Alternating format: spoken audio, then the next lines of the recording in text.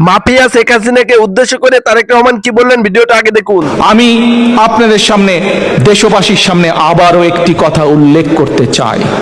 আজ গত 15 বছরে এই মাফিয়া ভোট ডাকাত সরকার দেশকে যে পর্যায়ে নিয়ে এসছে, সেটি অর্থনৈতিকভাবে বলুন, সেটি রাজনৈতিকভাবে বলুন, সেটি দেশের আদালত বলুন, দেশের প্রশাসন বলুন, দেশের শিক্ষা বলুন, যেই সেক্টরের কথাই উল্লেখ করি না কেন, আমরা প্রত্যেকটি সেক্টরকে রিবিল করতে হবে আবার।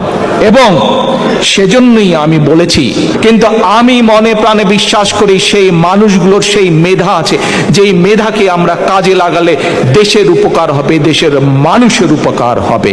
আমরা সেই মানুষগুলোর পরামর্শ গ্রহণের জন্য, সেই মানুষগুলো যাতে দেশের উন্নয়নে, দেশের মানুষের উন্নয়নে অবদান রাখতে পারেন, সেই সুযোগ সৃষ্টি করতে চাই। এবং সেই জন্যই আমরা দ্বিকক্ষ পার্লামেন্ট বাংলাদেশে তৈরি করতে চাই। এই ভিডিওটা সর্বোচ্চ পরিমাণ শেয়ার করে সবাইকে দেখার সুযোগ করে দিবেন।